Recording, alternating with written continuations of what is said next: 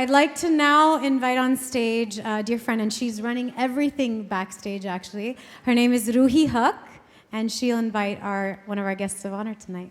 Thank you. Hello. Good evening, everyone. That was amazing. Eileen, you have a... so good to see you in the audience. But I hope you enjoyed that. That was so powerful. I wish I was in front watching it. But let me introduce my friend and a mentor. Wait, let me introduce you before you get up. So Eileen is an award-winning actress. She's been on Netflix, HBO, NBC, CBS, many TV shows. But for me, what really inspires me and why she's here today and is a dear friend and a mentor for me is because she was actually paralyzed from waist down as a child, was told never would walk again. She also has battled cancer. And not only does she stand up for herself, but for all of us. She's actually helped me walk when I have failed to walk. So she's such an inspiration for everyone. I would like you to welcome, please give her a hand, Eileen Grubba, a dear friend.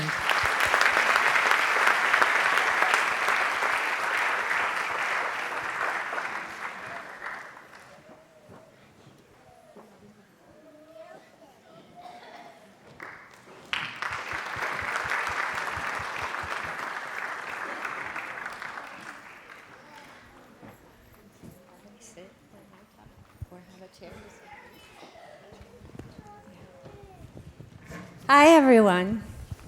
I just asked them if I could have a chair just because sometimes I tend to wobble.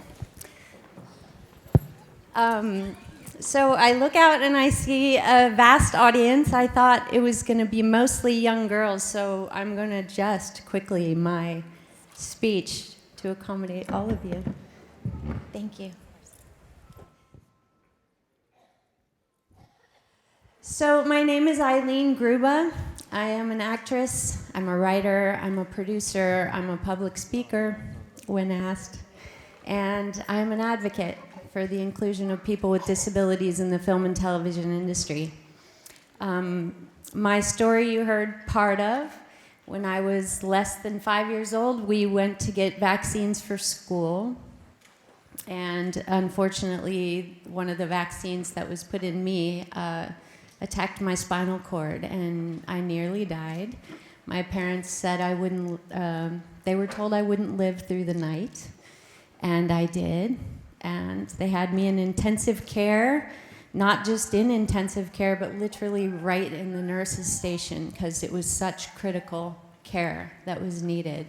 And when I asked them why I was there, they gave me a nurse's hat, and they said, "Because we like you, you're special."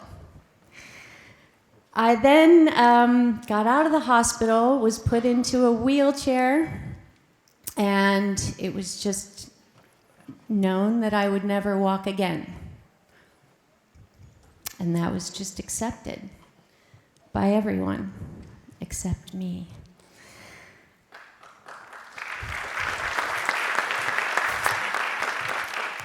Thank you. I had the most beautiful mother anyone could ever imagine. She had 8 children, and I was number 5. So the youngest was in her belly when all this started. My mom, in her effort to keep me moving forward in my life, brought me art supplies as I sat in my wheelchair and in my room creating artwork. And I, every single day, would slide myself off the side of my bed and try to stand every day because I didn't understand why I couldn't walk. So I did this over and over and over, and I fell so many times, and my mother would always come running saying, "Why are you doing that? You're going to hurt yourself." But I just kept trying, and I got to the point where one day I could stand. And it was a gradual process, but pretty soon I was like, and now I want to be a cheerleader. So that was the next thing I worked towards. And I'm not kidding. So soon I was able to walk, then I was able to sort of run, and pretty soon I was cheerleading. And I didn't care that my legs didn't work the way everyone else did.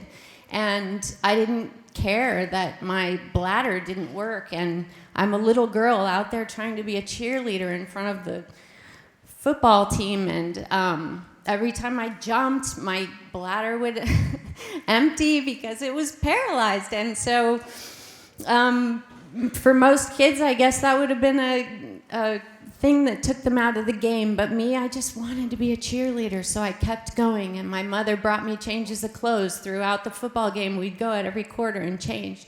And I just kept going.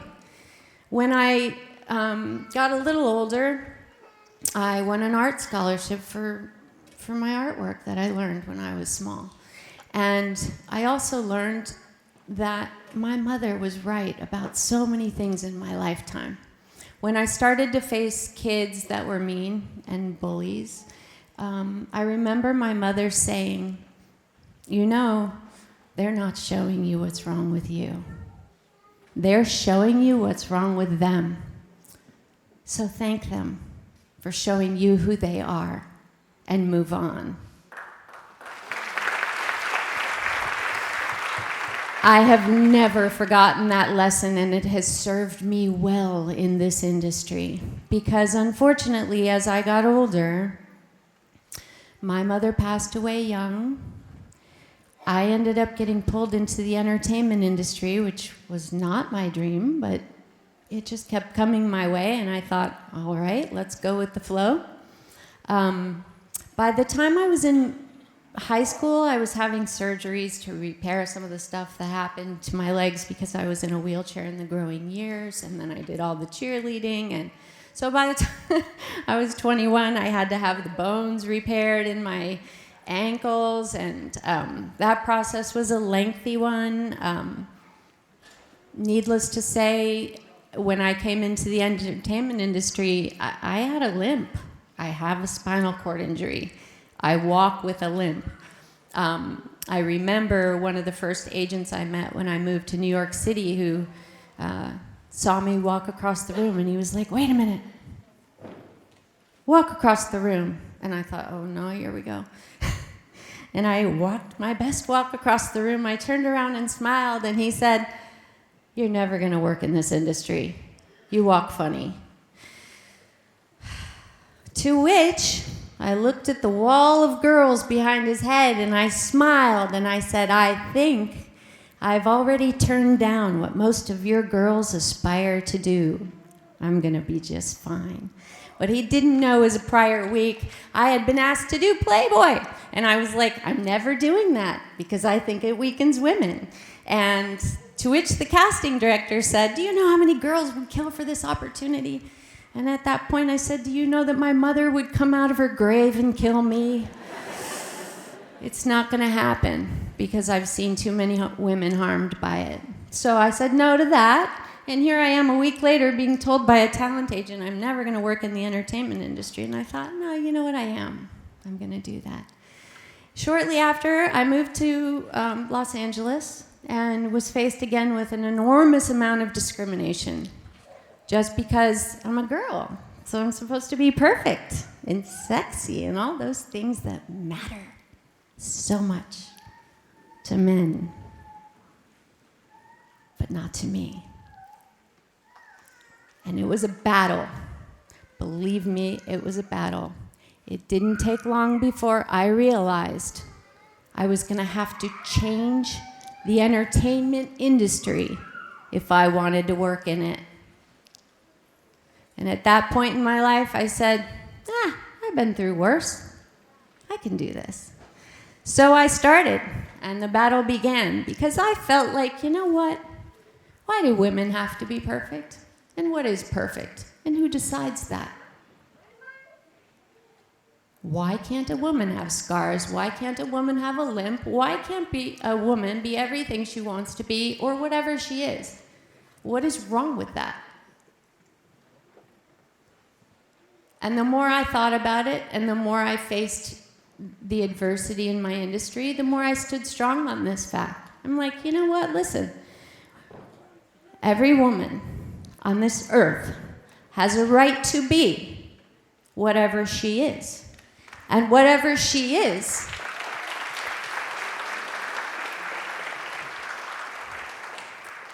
absolute perfection. And when we realize that what we already are is absolute perfection, and we start to honor all of those imperfections, because every one of those imperfections are the things that make us special. Just like they told me when I was a 5-year-old in a hospital. You're special. You're special. You're special. Every single one of us is completely different, and that's the beauty of humanity. We are completely different. If everyone were as perfect as the entertainment industry predicted for so long, everyone would be the same, and how completely monotonous would that be? Every difference is perfection. And honestly, I don't care if it is scars, wrinkles, lines, fat, big nose, no hair, big hair, short, tall, it doesn't matter. One eye, one arm, one leg, metal parts, it doesn't matter. It makes you who you are. And for me, these scars, this walk, these are my battle scars.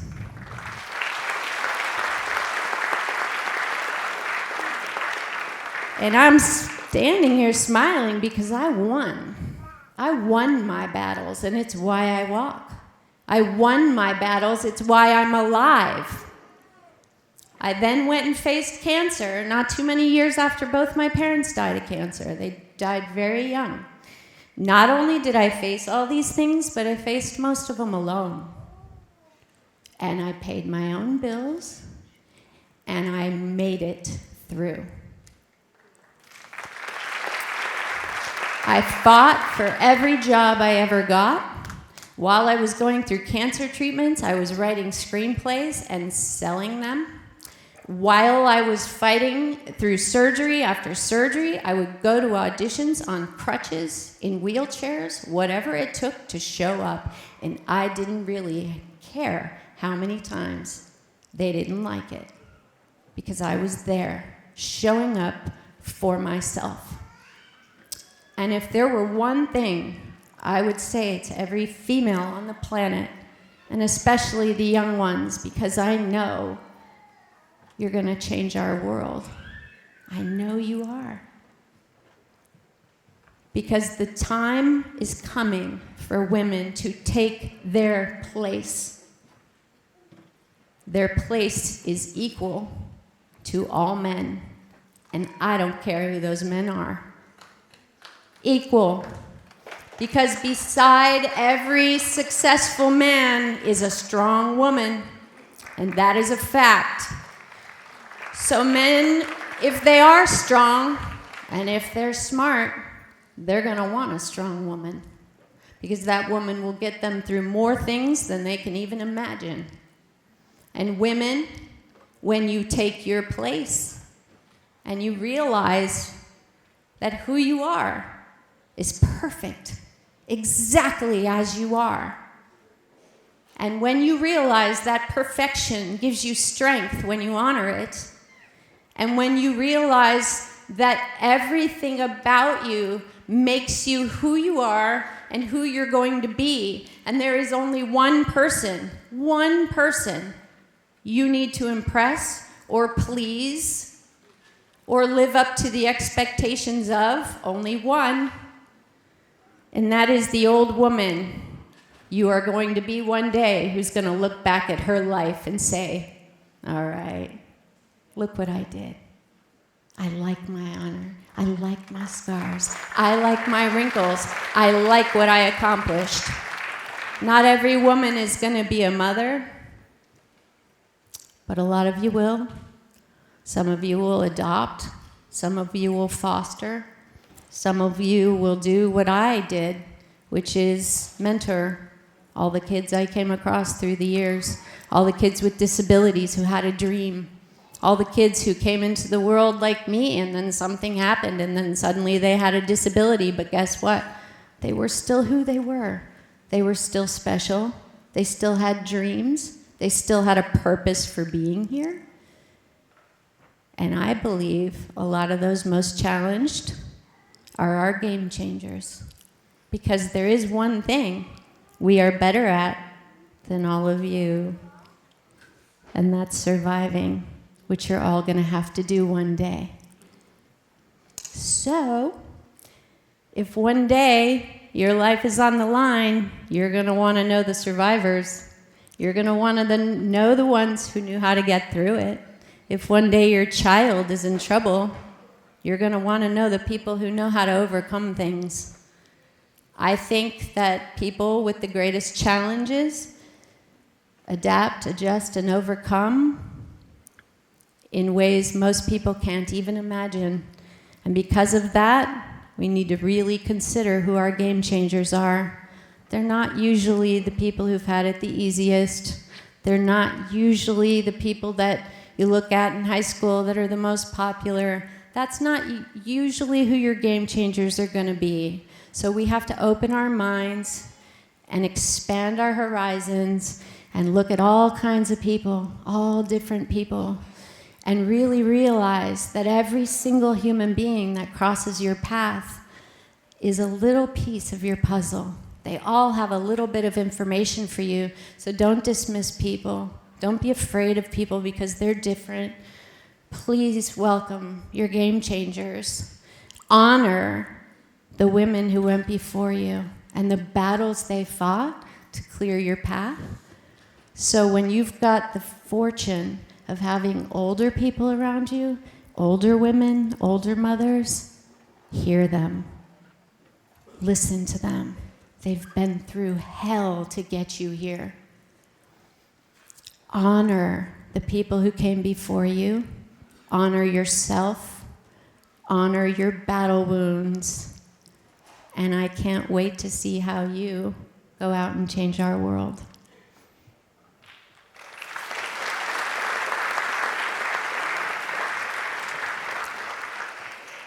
I'm going to end this by saying, this year we have seen more people on television and in film with disabilities than we have seen in the last 100 years combined.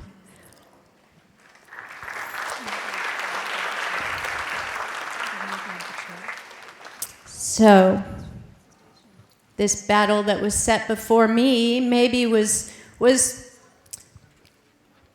created way before I was even born. Maybe I was sent into this world just to face this industry, just to rally the troops, just to keep going, just to keep standing up, because I believe that when women like me are included in entertainment, and like women with all differences are included in entertainment and media and marketing, then we're going to have a world that is a little more open to differences, all kinds of differences. And so you're starting to see it happen. We did change our entertainment industry. I am working in film and television. And I still have to laugh about all the people who said, you're never going to work in that industry. I still have to laugh every time I think about it. And I share this story with you so that all of you can think about whatever it is that everyone's told you is the reason you're not going to be able to achieve your dreams. And laugh. Smile. Thank them for showing you who they are and what they're not capable of. And you keep moving.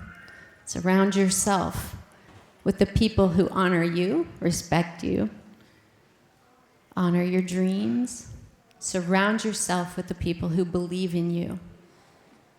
That will empower you.